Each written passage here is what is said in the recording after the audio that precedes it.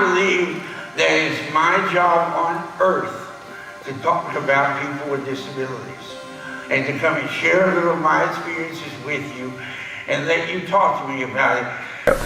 Hi, I'm Gary Harmon, and I'd like to tell you a little story. A few years ago, during the summertime, I took my family to see a movie one afternoon. And since it was the summer, we were all wearing our family uniform of t-shirts and shorts. And I wear prosthetics on my legs, just so you know. And as we were walking into the movie theater that day, there was a group walking out, probably around college age. And as they passed us, they stopped. And one young lady in the group looked at me and said, "What is that?" They all giggled and walked on out of the theater. Well, I'm an old man now, and I've long since quit worrying about what college-age girls think of my appearance. So I did what daddies are supposed to do. I bought the popcorn and the soda and went on into the movie. When my family sat down with me, my wife told me that my daughter was a little upset by what this young lady had said. So I leaned over and asked my daughter if she'd like to step out and talk about it, or could we watch the movie first and then discuss it later. We agreed to watch the movie, and we did. Later on that night when we got home, my daughter told me that she was upset by what she had heard and wanted to respond but didn't know what to say. And I assured her that at her age, she didn't need to worry about responding. That was not her job. So she asked me, or told me, that what she would do now, if it happened again, is she would say, "That's my daddy you were talking about." Well, I was touched by that, and I told her that I would be honored if she said something like that. That would be the best thing I could have ever imagined her saying. And then I said, "But I do want to remind you that at the age of 6, it's really not your job to try to correct people who have mistaken ideas." Then she looked at me with those big brown eyes of hers, and she said, "Daddy, whose job is it?" Do you ever have one of those moments where the planets and the stars all realign, and suddenly you realize your life's not going to be quite the same after that moment? Well, that was my moment. And I looked in your eyes and I said, "Well, sweetheart, I guess it should be mine." Because I am not an apologetic man with a disability. I do not apologize. If my arms look strange, so be it. Because they clearly feed me. That's all I'm going to say about that too. But they clearly feed me, right? At the end of the week, when I was through a lot, my mama went to the doctor. She said, "I thought you said he only had a week." And he said, "Well, it's not exact science." And she said, "How about we admit it's not science at all?" And she said, "I'm going to take him home. If he dies, he's going to die at home." And so she checked me out against the consent of the doctor and took me home.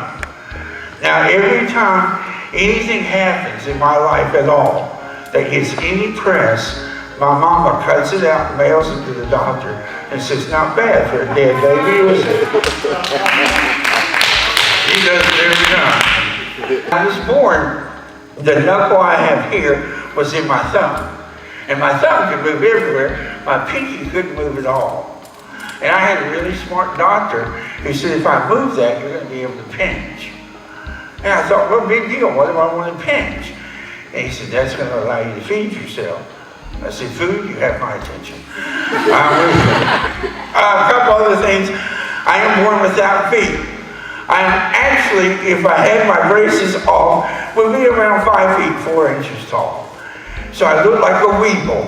I wobble, but I can't fall down. And I'm about yay big and about yay wide, and it's a sight to see. I don't walk on those legs anymore. I've just gotten too old for it and too heavy, but I walk on my knees.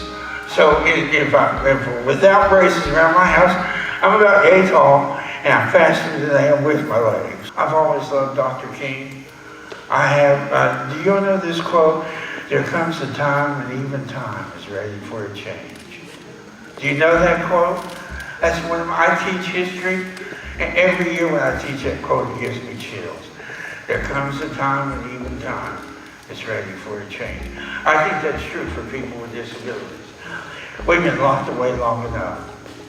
And now that we have people coming back from war who look more like me, and they're used to living in your world, that they're going to live in your world, it's time we start opening some doors and we start listening to each other, right? There's some things we've got to get past. We can't worry about how we look different and start thinking about how do we live the same. And I think that's really important. I start talking to people about this issue, about understanding people who are a little physically different than maybe you are. And what I decided to do first of all is to write a book. And I wrote a book called My Daddy Takes His Legs Off. And I used this book as an opportunity to talk to groups about disabilities. As that began to catch on, I realized how much I enjoy doing this, and I believe my audience has got some things out of it as well. And now I'm going to start doing this for businesses, for civic groups, for organizations who want to have a conversation about the people with disabilities and how everybody has some sort of disability, and really on the inside we're all very much alike. And if you would like me to come and talk with your group, I'm available. And I would love to come and meet with you, and let's have a dialogue about how we really are all very much alike. Thank you for your time. I hope you enjoy the clips, and I look forward to meeting you in your business soon.